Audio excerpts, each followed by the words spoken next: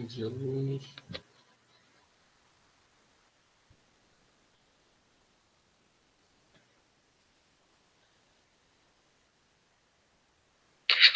Bom dia, alunos. Espero que vocês estejam bem.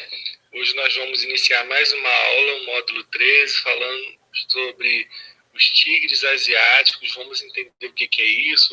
Vamos estudar agora animais, geografia. Vamos ver. Os tigres asiáticos.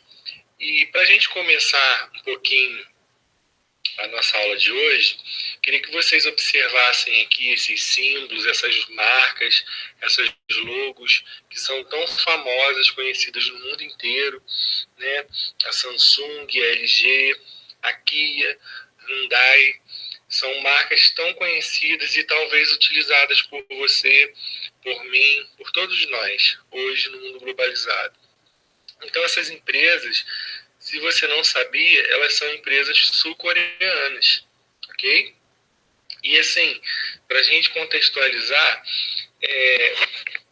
essas empresas tiveram um crescimento absurdo, um desenvolvimento acelerado nos últimos anos, e a gente vai entender o porquê todo esse processo na aula de hoje, ok?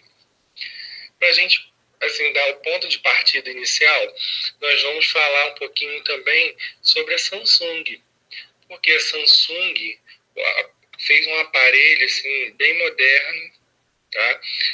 De celular que ultrapassou até mesmo a venda da Apple nos Estados Unidos, para vocês terem uma ideia.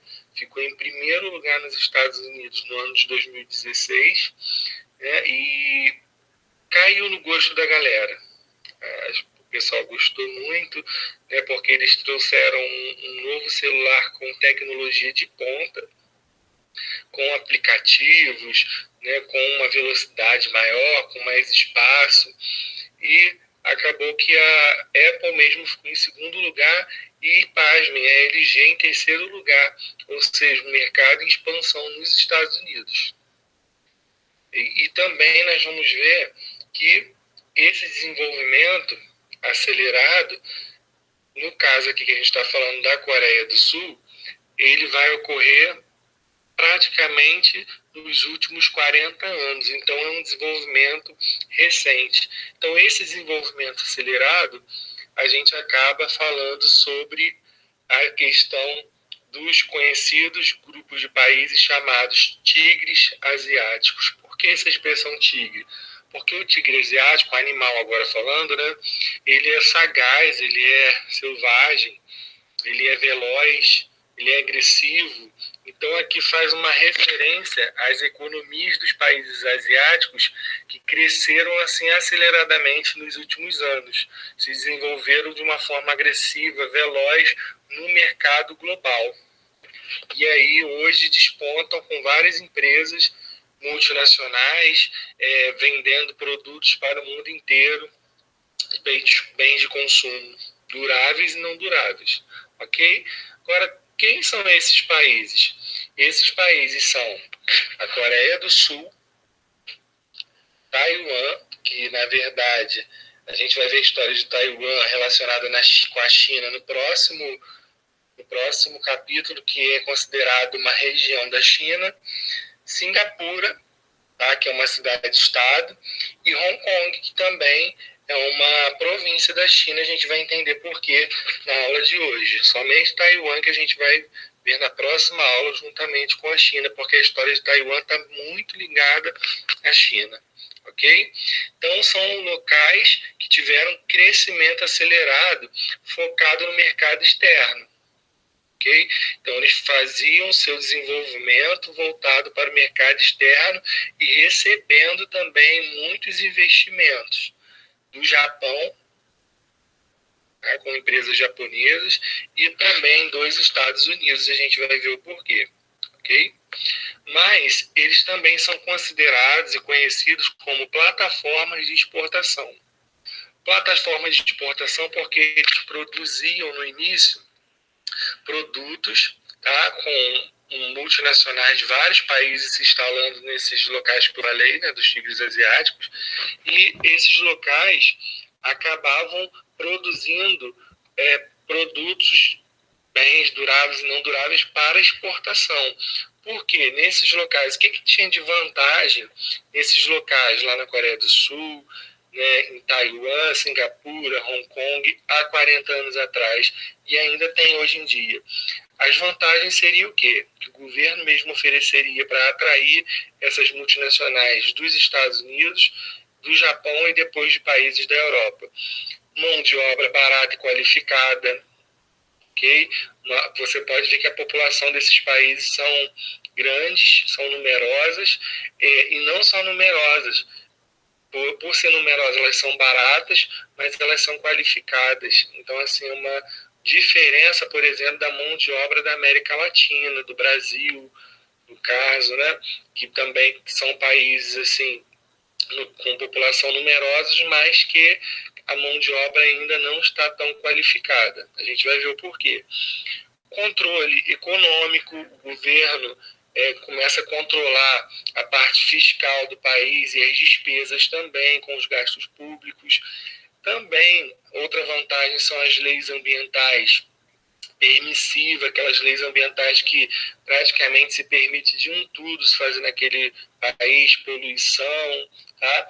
Incentivos fiscais, né? Então ali você tem impostos mais baratos para as empresas se instalarem ali, e fora grande infraestrutura que foram investidas pelos governos.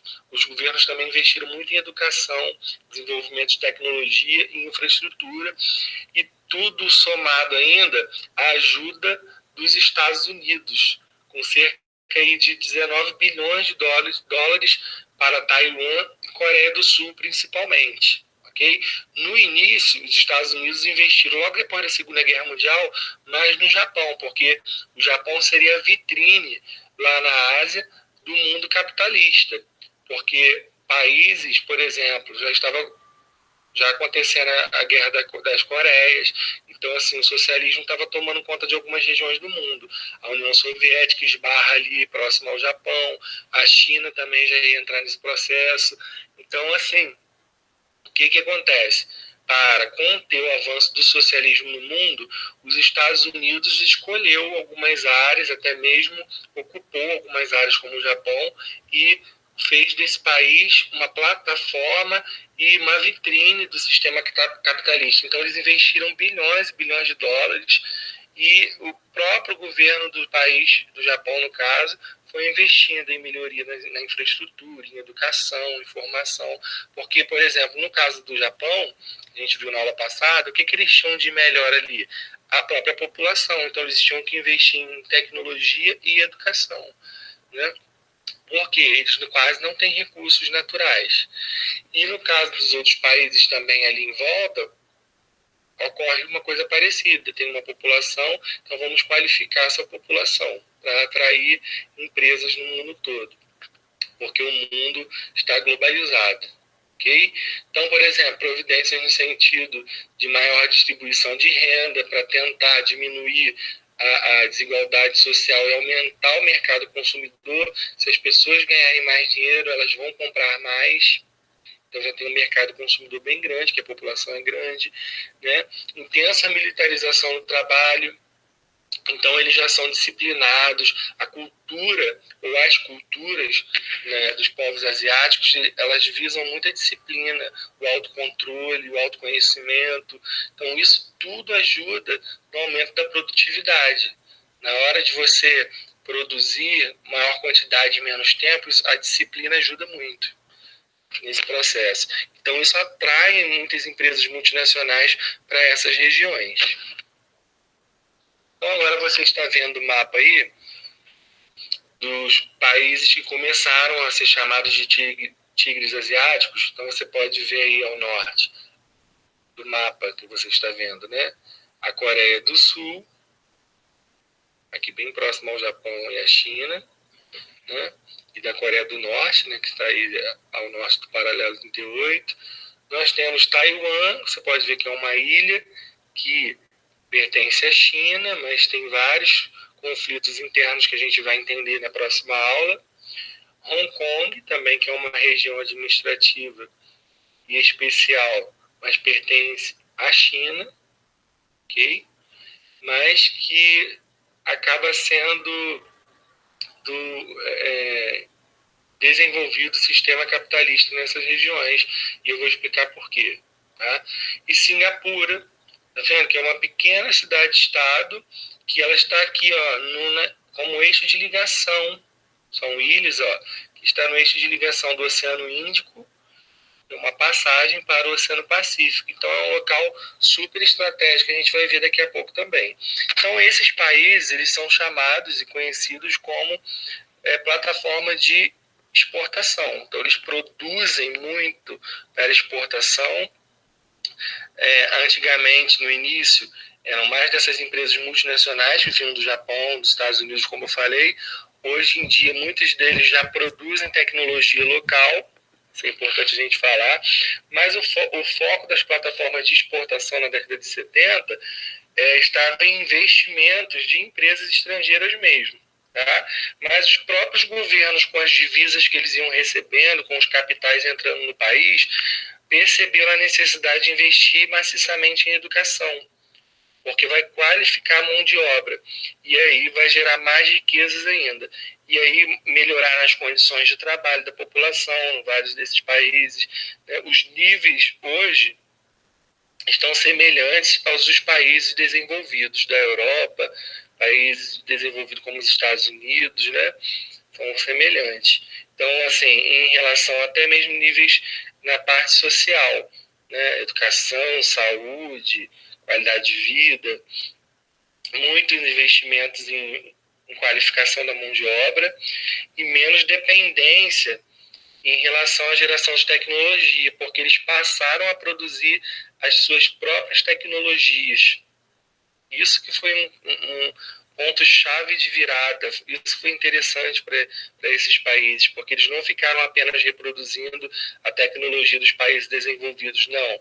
Com essa qualificação da mão de obra, com o avanço na ciência, investimento em ciência e educação, eles produziram as próprias tecnologias e despontaram em tecnologia de ponta, fazendo parte até mesmo da terceira revolução industrial a partir da década de 70, como a Coreia do Sul, por exemplo, junto com o Japão. Né?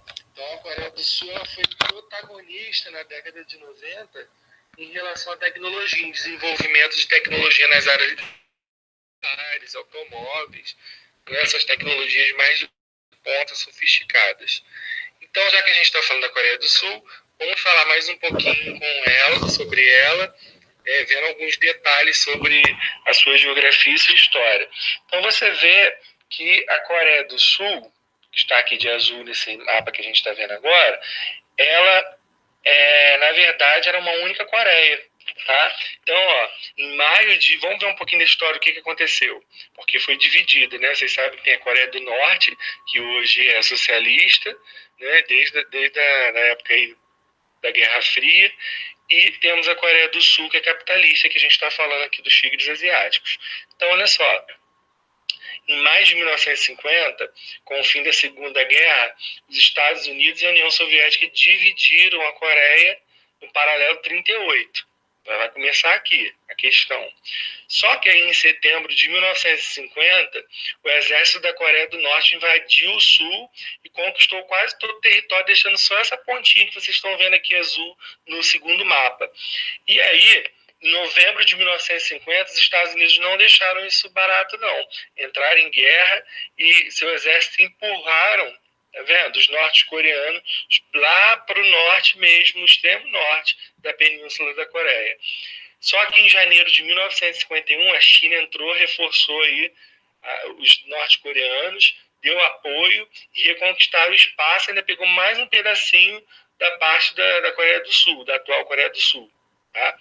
Só que em julho de 1951, após uma nova guerra, uma nova investida dos Estados Unidos, a guerra seguiu por mais 2 anos, sem grandes conquistas de território, e avançaram até onde hoje é o território, né, próximo ao paralelo 38, né, dividindo a Coreia do Norte da Coreia do Sul.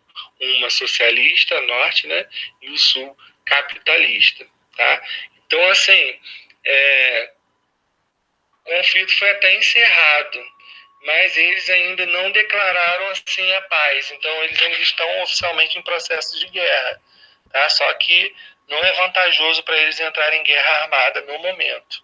Mesmo assim, a gente vê que o ditador, né, que é o líder lá do país comunista da Coreia do Norte, ele acaba fazendo o quê? Ele, que é o Kim Jong-un, ele acaba realizando testes nucleares hoje em dia, né, para poder colocar um pavor, é uma forma de terrorismo, né? Mas por quê? Porque ele também quer que o embargo econômico sobre a Coreia do Norte acabe, porque a Coreia só pode comercializar com poucos países, como a China, né, como Cuba, que na época podia, que estava forte, agora já, né, deu uma queda. Na época da antiga União Soviética comercializava, então poucos países comercializam, então lá falta praticamente muita coisa, falta petróleo, nem energia elétrica, como vocês estão vendo. Olha esse mapa aqui, ó. O mapa está mostrando a Terra iluminada à noite, ó, Rússia, China, aqui ao lado, ó, no lado oeste você está vendo a China, aí a Coreia do Norte com pouquinhos pontos de iluminação, só aqui na capital, e você vê a Coreia do Sul super iluminada. Então você vê o que? A infraestrutura, vê a urbanização, né? O uso mesmo de aparelhos, isso reflete o grau de economia desses países, a quantidade de iluminação durante a noite nesses países. Okay? Então você vê que a maior parte do país está mergulhado na escuridão durante a noite. Okay? Então é só para a gente começar falando sobre essa situação, mas a gente vai focar mesmo na Coreia do Sul, porque a Coreia do Sul, que é capitalista, faz parte desse grupo de países considerados como tigres asiáticos. Então, o interessante da Coreia do Sul, que há 30 anos atrás, mais ou menos, era um país rural. Vocês sabiam disso? Só que com esses investimentos dessas empresas multinacionais, ele foi crescendo tanto, foi se desenvolvendo, tanto na área tecnológica quanto tanto na área industrial, que a urbanização foi acelerada. Então, olha como é que está hoje. Aqui, ó, a Coreia do Sul, uma fotografia, você está vendo como é que é o espaço urbano. Praticamente não tem espaço rural, mas na Coreia do Sul, algumas áreas que são destinadas à agricultura. Tá? Plantação de arroz, as colinas, as encostas próximas ao mar, mas a maior parte das cidades são assim, metrópoles urbanas, com bastante tecnologia, com bastante desenvolvimento, concentração urbana. E também o desenvolvimento. O que aconteceu no caso da Coreia do Sul? Vocês perceberam no mapa que a Coreia do Sul é bem próxima ao Japão. O Japão recebeu tanto investimento dos Estados Unidos e tantas multinacionais também na época depois da Segunda Guerra Mundial, ainda no contexto da Guerra Fria, que esse investimento não coube no pequeno território ali do Japão. Então acabou procurando áreas em volta. Então, qual a área que estava mais próxima ali, que também serviria como vitrine para o capitalismo naquele contexto de Guerra Fria? A Coreia do Sul, que era capitalista. Então, vamos investir muito dinheiro, bilhões, para que ela cresça, se desenvolva e o mundo perceba, não, é muito melhor ser capitalista. Essa era a ideia, ok? Só que o desenvolvimento foi tão grande que os próprios sul-coreanos eles absorveram os processos tecnológicos, não ficaram apenas reproduzindo, não. Tá? As empresas locais também começaram a desenvolver suas próprias tecnologias, por isso nós vimos aquelas marcas lá no início tão famosas, tão cobiçadas e vendidas no mundo todo. Porque eles investiram muito em educação e também acabou que esse investimento em educação e ciência foi assim sendo trazido em forma de tecnologias, de novas descobertas, de novos processos para as indústrias eletrônicas e automotivas, que são os fortes deles hoje. Né? Então, olha como a educação é importante. A América Latina precisa aprender isso, investir em educação.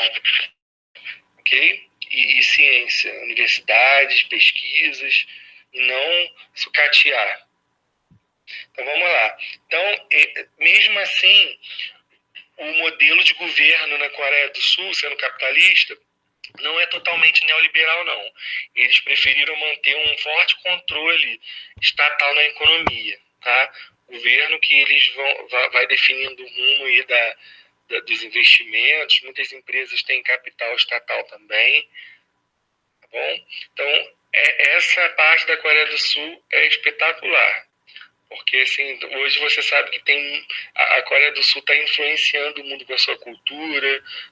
Nós temos o K-pop, nós temos aí séries e músicas sul-coreanas que já estão influenciando boa parte do mundo. Os adolescentes gostam, tem alunos até que sabem até falar algumas coisas coreanas devido a essas séries, devido às músicas. É uma cultura que tende a ser, assim, nos próximos anos, universalizada como foi a cultura americana, assim como a do Japão também. Tá? Agora nós vamos começar a falar um pouquinho sobre Hong Kong.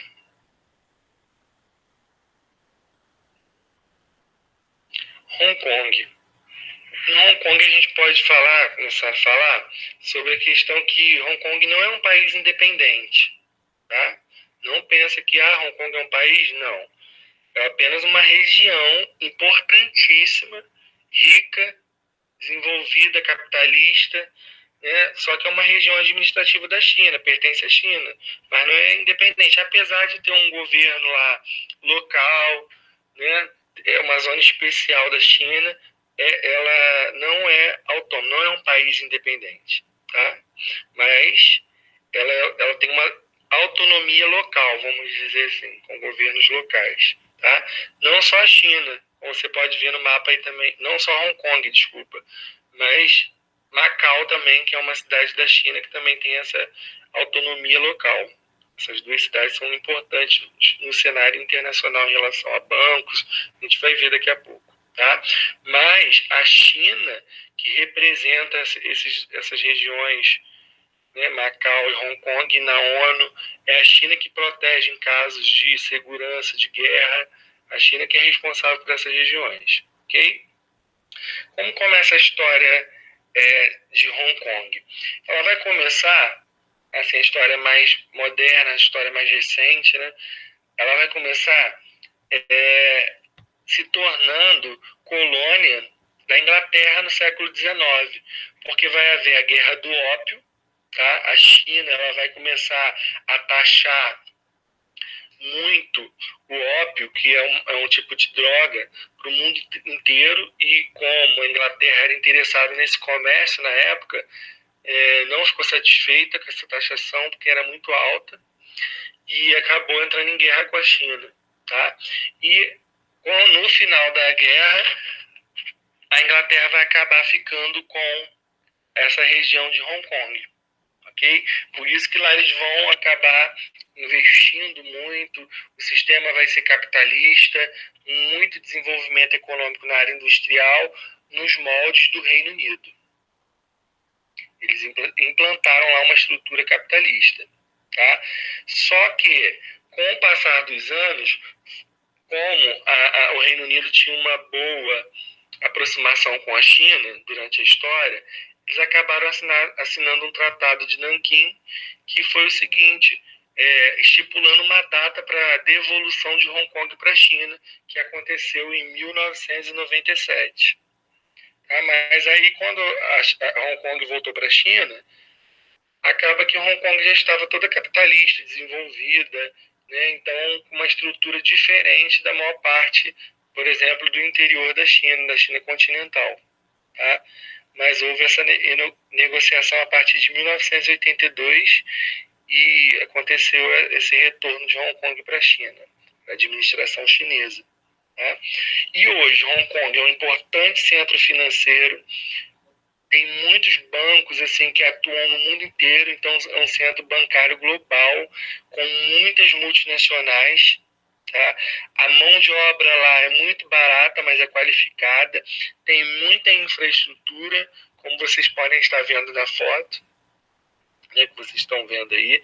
O HSBC, que é um banco conhecido aqui no Brasil, ele é um banco internacional, global, tá? Que é também com sede em Hong Kong. E o que acontece? Acabou que Hong Kong virou rota turística, porque tem tanta infraestrutura, tem tantos eixos culturais também, que a maior parte dos turistas, no caso chineses, porque a população da China é enorme, acabam vindo, por exemplo, vou conhecer Hong Kong, que faz parte hoje da China, e eu quero conhecer essa estrutura capitalista moderna globalizada que é esse lugar. Diferente, por exemplo, da China continental do interior, porque algumas cidades da China no litoral são zonas especiais, a gente vai ver na aula que vem, que são parecidas com Hong Kong também. Mas Hong Kong, assim, ela é o auge do capitalismo na região chinesa. Okay? Então, a cidade que mais recebeu turista em 2018, né, só que mais da metade deles são chineses, mas também tem manifestações. Por quê? Porque a China interfere muitas das vezes nas eleições de Hong Kong, na administração local, e os habitantes mesmo de Hong Kong são contra essa interferência. De vez em quando tem alguns protestos lá, como vocês podem ver isso aí da foto, olha quantas pessoas. Tá? E é pró-democracia, porque vocês sabem que na China é socialista, só tem o Partido Comunista, então não permite muita liberdades e nem liberdade de expressão. Então eles lutam contra isso. Né? Outra coisa importante a dizer é que a baixa fecundidade é presente também em Hong Kong. Lá as mulheres têm menos de um filho, ou seja, os casais, né, menos de um filho. Então, assim, isso tem provocado o envelhecimento da população, que é uma preocupação do governo local. Outra coisa interessante sobre Hong Kong é que tem algumas línguas e dialetos, por exemplo, o cantonês, o mandarim, que é conhecido aqui no Brasil como chinês, né? E o inglês, por eles terem sido colonizados no caso, pelo Reino Unido. Uma coisa importante sobre Macau que eu estava falando é que é uma região que foi colonizada pelos portugueses também. Então tem vários prédios públicos escritos em português. E então, aí nós temos a moeda também, o dólar de Hong Kong. Ele é um dólar que tem paridade fixa com o dólar dos Estados Unidos, é o mesmo valor, então é uma moeda muito valorizada no mundo. Tá? E também assim, o passaporte, que é um dos mais aceitos no mundo inteiro. O passaporte de Hong Kong você viaja para tudo quanto é lugar com facilidade, só que o custo de vida para viver em Hong Kong é muito alto, principalmente se a gente comparar com a China continental. Então vamos lá. Como eu falei para vocês, Taiwan a gente vai ver na aula que vem quando a gente falar da China, porque a história dos dois estão assim, muito ligadas. E agora a gente vai falar sobre Singapura. Então, Singapura, na verdade, é uma cidade-estado, tem 63 ilhas, tá? Recebeu muito investimentos dos Estados Unidos, antes também foi uma colônia, uma região da Inglaterra, até 1965, depois os Estados Unidos que assumiu a influência regional ali, mas depois da sua independência, recebeu muitos investimentos internacionais dos Estados Unidos, justamente por ser uma região estratégica de ligação aí no meio da passagem do Oceano Índico para o Oceano Pacífico. Então o governo acabou usando isso de forma inteligente, investindo pesado em educação, em ciência, em tecnologia própria, né, em infraestrutura. Então você pode ver, né, nas fotos que eu estou passando aí para vocês. Então isso atraiu cada vez mais empresas. E agora também é conhecida como uma plataforma de exportação, porque tem uma mão de obra barata, produz no início mais, né, para exportar para o mercado globalizado, tem uma mão de obra barata, mas é qualificada. Tá?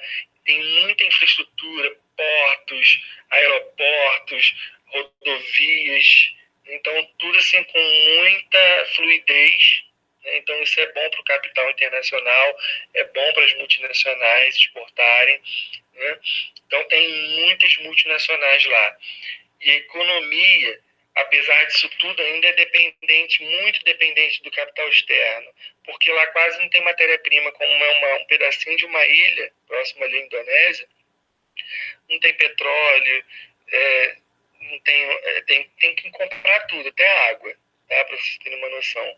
Mas eles, mesmo assim, produzem muitos produtos eletrônicos, produtos de bens de consumo, duráveis e não duráveis, e vendem, exportam para o mundo inteiro. E para a gente fechar, nós vamos falar agora sobre o Vietnã, que é considerado um novo tigre asiático. O que aconteceu? Uma empresa na parte de equipamentos médicos começou a procurar uma área para se instalar uma filial em 2009 e acabou achando o Vietnã como um local ideal. Por quê?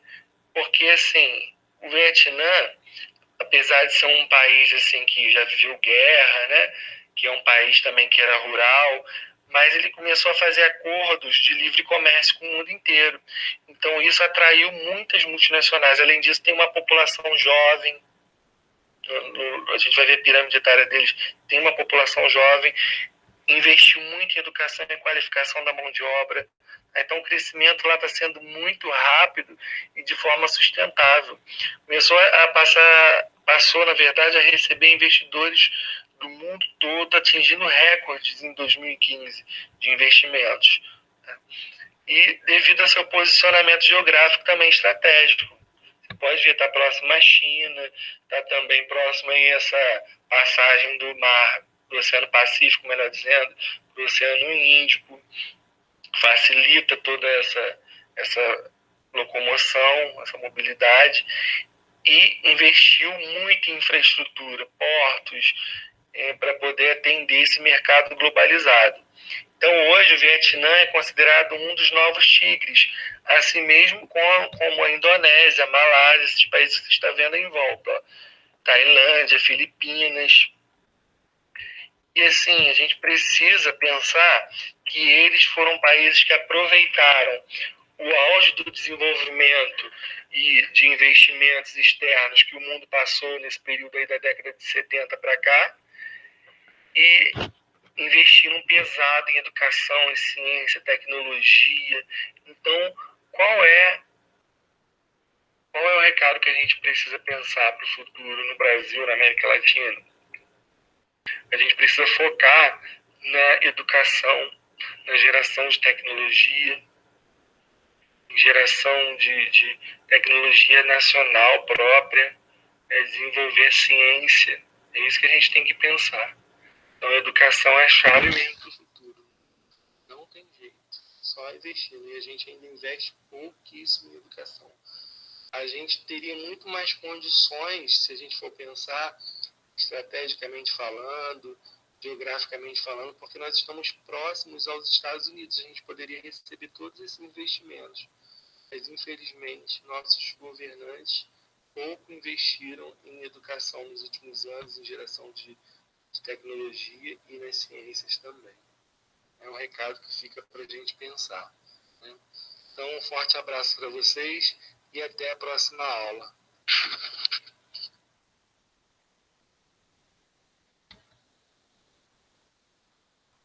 Então é isso, pessoal. Bom, façam os exercícios. Tem exercício aí na plataforma. Ok? Tem exercício na plataforma aí de vocês. E também tem exercício para fazer lá na apostila no módulo 13. Tá bom? Qualquer dúvida é só falar comigo no privado. Tá bom? E até a próxima, galera. Se cuidem e até mais. Forte abraço.